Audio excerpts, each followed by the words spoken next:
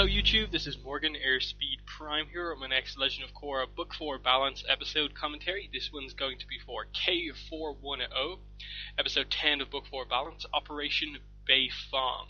So, to sync up your copy of the episode with this commentary track, what you need to do is have the episode ready to start, including the intro of every episode of Korra. So you see Kyoshi on screen first, and you go through the elements, earth, fire, air, water, and then the episode starts. So have the episode ready to press play at the start of the intro.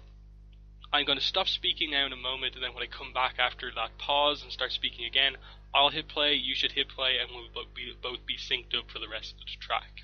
So, I'm going to stop speaking now, hit play when I speak again.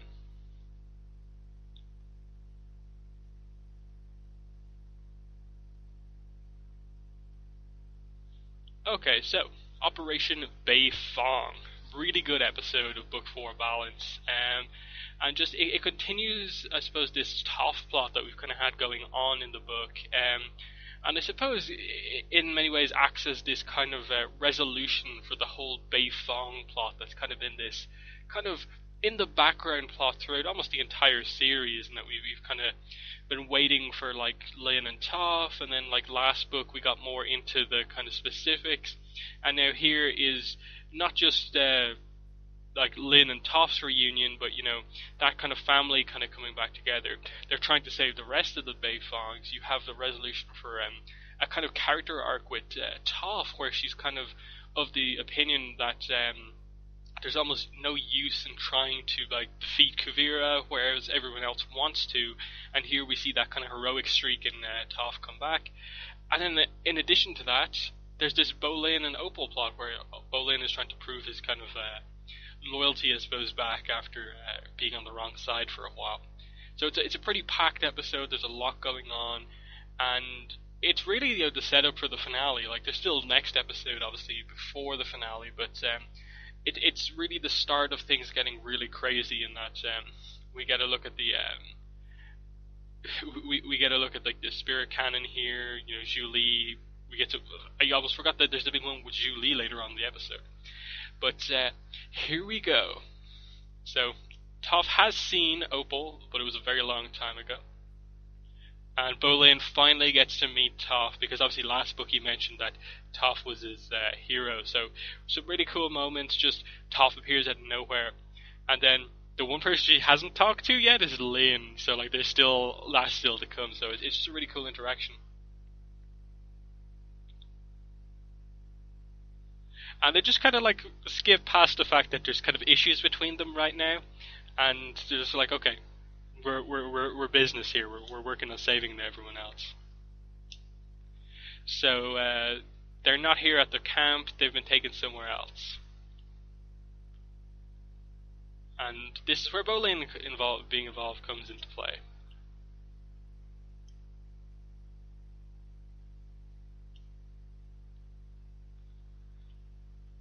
And just Toph is really just fun character here. She's so blunt with people. It's just like, she doesn't really see the charm of Bolin like most other people do. And here we go, Juicy, Opal's bison. And it's just like, she doesn't really like bisons that much. She doesn't like flying too much, especially when this one has, like, a snotty nose when Otha didn't. But Opal loves Juicy, obviously, but wish he didn't have the nose problem. But still, it's just a cute relationship there. And here we go, the hummingbird mecha suits coming into play here. We don't see them until the finale, but it's an interesting thing that they do set it up that it happens. The two of them work together to create this machine, but Raiko's demanding it have spirit weaponry. And it's this kind of really interesting idea that he wants to fight weapons with weapons, whereas the heroes here show that they have kind of morals, that Varric recently got a conscience, everyone else also has a conscience. They shouldn't be using spirit vines as weapons. And here's this whole thing. Korra is going to ask the spirits for help. This is an important part of the series, and it's interesting, but I have a lot of questions about it. We'll get to it when we get to those parts with Korra and the spirits. But Wu comes up with a good idea to evacuate the city. the first sign of his real kind of character development towards caring more for the people. Without even saying it, you can see that the impact of Mako and Mako's family have had on Wu, that he cares about the people more. He kind of ruins it a little bit here by saying, like, oh, buys it by acting like the man of the people, so. And then this line as well. But he does actually sort of mean it, and you see that later on. I'm not sure this episode, but for sure in like the next couple of episodes. Spirit Vine weapon test.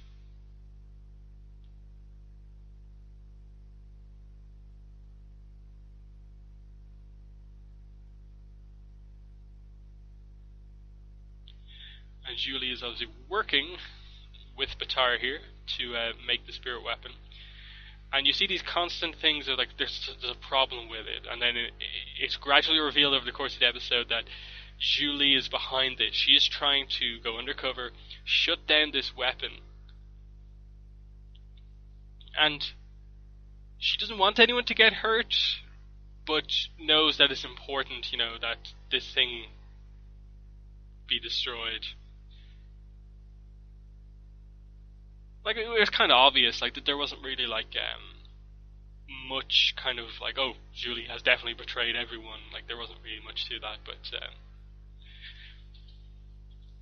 it creates interesting character development for her, because really this is the only book where she really talks much. Like, I think she has maybe one line in, like, the previous 3 books, but here she gets to talk more, and her character as an individual comes out, which is important. And of course, it's Bo Lin to bring up the whole Lin Toph issue. 20 years it's been, but Toph only thinks it's been a couple of years. And you know, it's an interesting one in that, like, she asked this question yet seems to know everything about everyone. It's a kind of weird thing about how does she not know that they made up? But yeah, and she thinks that just because their issue is gone between like Sue and Lin, that her issue with Lin is gone. She's not addressing any of the issues here. Toph is just, again, kind of like Sue, moved past it without informing Lin of this. It's an interesting dynamic. But still, Beifong team infiltration, and there's the giant cannon. Really good look at the scale of the thing right there. Here's the master of the seismic sense using it properly. Sue, clearly, obviously, as we saw earlier on in the season, isn't the best at the seismic sense. But Lin's decent. And Aang's obviously pretty good too. Suspended prison. And here's Kuvira. Kind of set up, obviously, for the fact that there's going to be a fight at some point in this episode.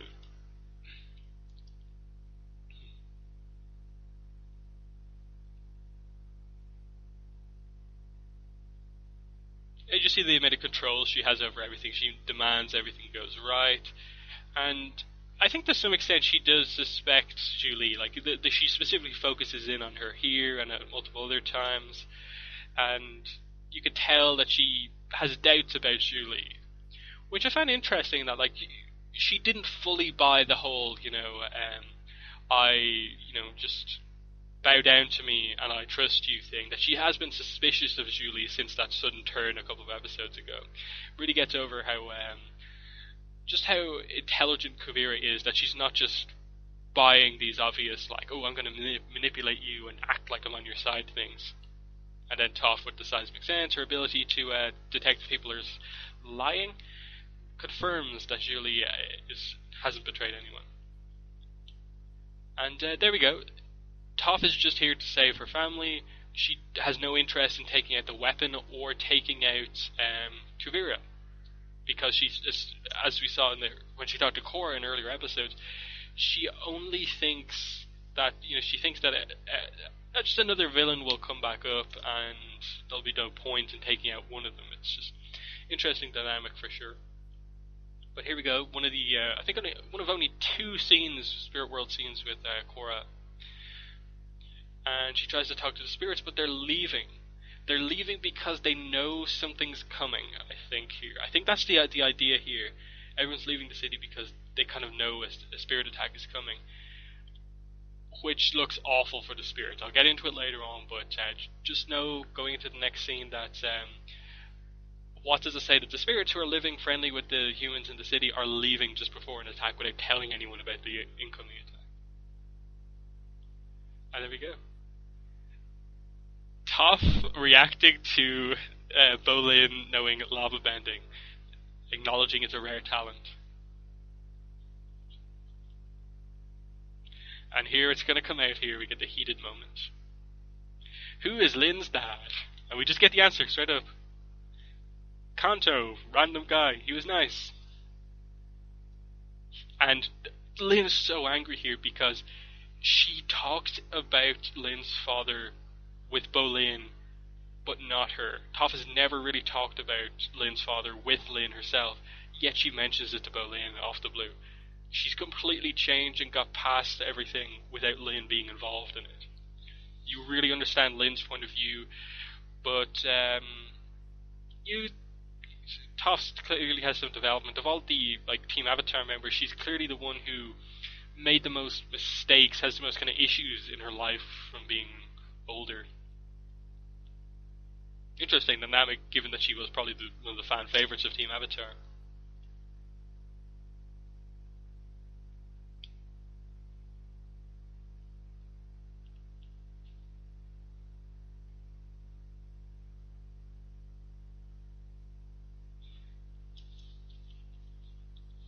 Important scene there. Toph clearly emotional about what's just been said, but doesn't really want to fight. But you can tell there's a lot of emotion going on here, even though it's kind of right there. That conversation kind of sort of ended any sort of hope of them kind of reuniting fully.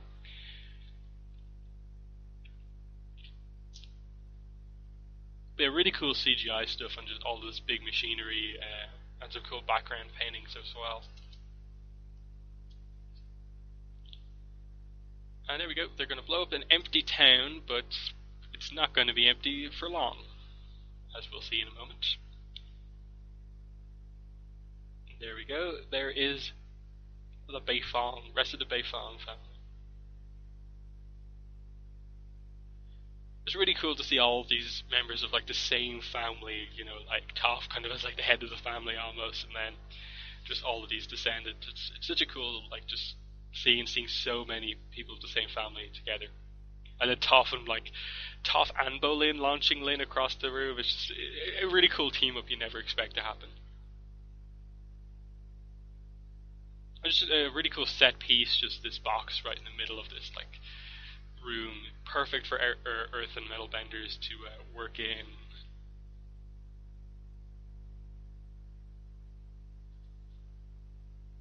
There we go, Lin with her awesome Wolver Lin knives, as people like to call her, swinging everyone to safety. And here we go, here's a cool moment coming up here. Bolin and Wei or Wing just yep, you've done good, Bolin. I forgive you. A lot of people started shipping the two of them together at that point. Just one moment, but it's just they were two of the ones the most angry at Bolin for being on Kuvira's side, and just having that little moment to show that they forgive him basically is important.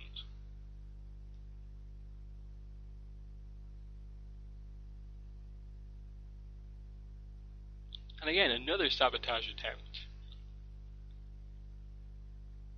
And who's the one closest to Baatar? If Baatar didn't make the mistake, Zhu Li, of course. And Kuvira immediately knows it has to be Zhu Li because she has been suspicious of her up until then. But there it is. A bit kind of weird, why didn't you just throw it away, put it in the ground somewhere nearby or something like that to get suspicion away from yourself? For such a clever kind of character who's done something so important, just a bit of an idiot move there, Zhu Li, but they had to have Zhu Li be captured to kind of give Bolin the moment later on, but obviously Opal just finds out there's going to be a need for another rescue attempt. Just a funny moment here, just Baatar Senior, super afraid. He's not a bender apparently, and isn't at all action based, so not ideal for all of this sort of a situation. So they just fling him across.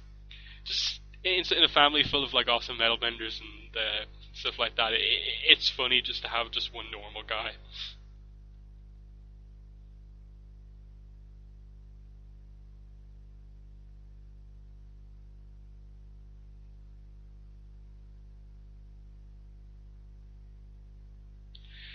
And yeah, it's just like, okay, she's destroying a whole town to test her weapon.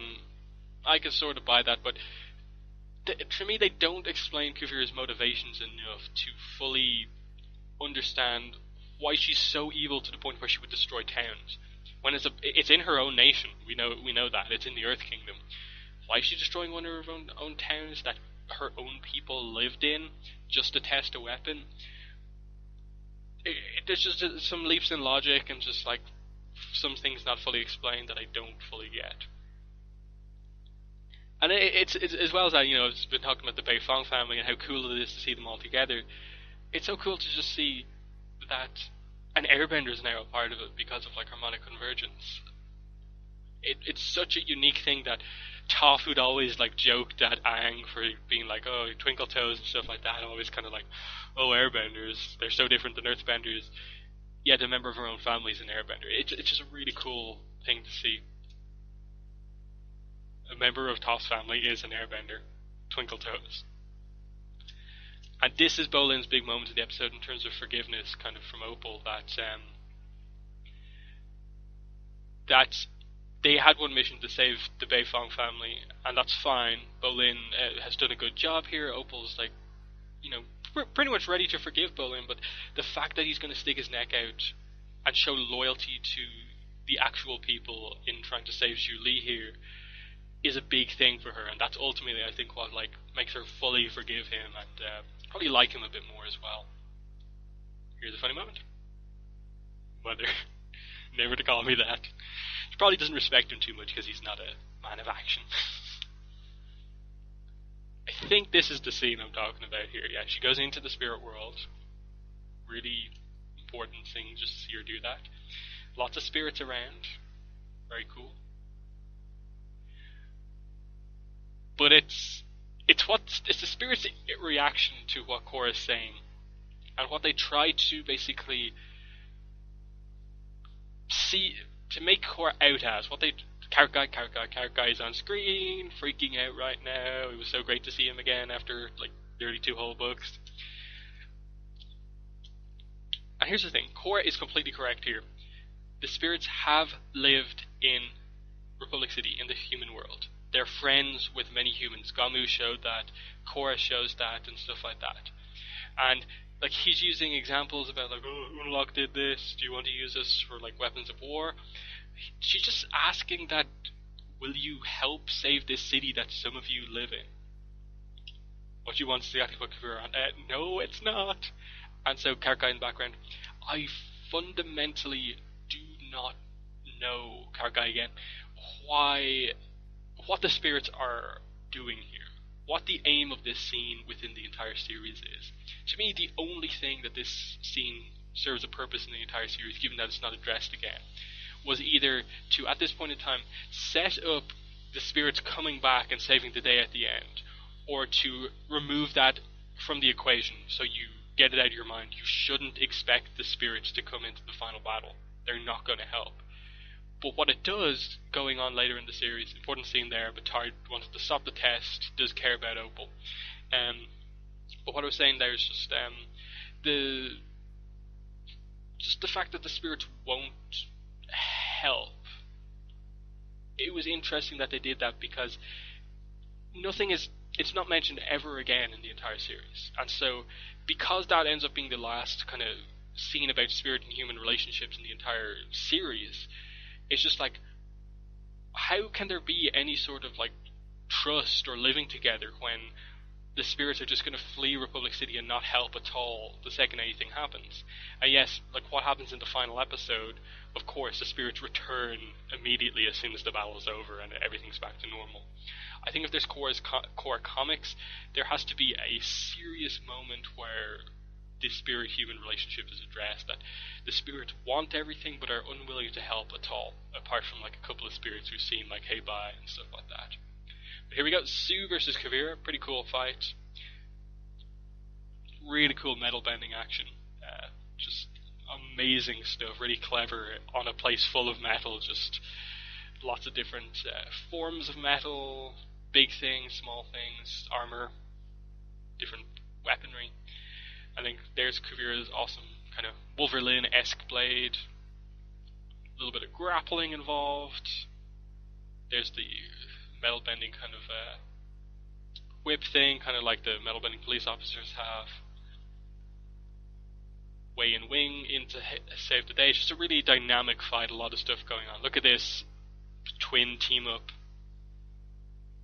And then, again, it's really cool to see what earthbending can do on the battlefield. You can just create defensive positions, create structures, and it creates an interesting battlefield with just a couple of earthbenders. But they're in trouble until Toph comes in to save the day with a really powerful earthbending attack. Really powerful, but also a lot of control, because she specifically avoided the area where her family was. Saves the day. That line. Of course, it spawned many parodies of the song. That song with basically that line in it. You give love a bad name, I think it is. And obviously, Julie is now with the good team, but she has information that's important. Here's the apology reunion scene, kind of. Important that Toph says this. She realizes that she wasn't the best mother, but Lynn turned out pretty well in the end, and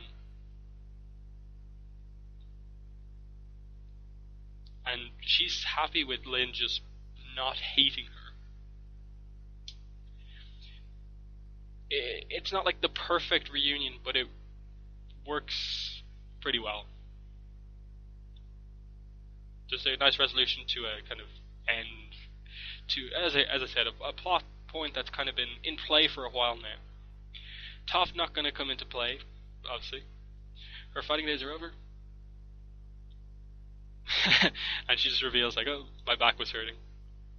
And then it retroactively reveals Katara wasn't involved in the Civil War thing because she was too old, and that makes sense.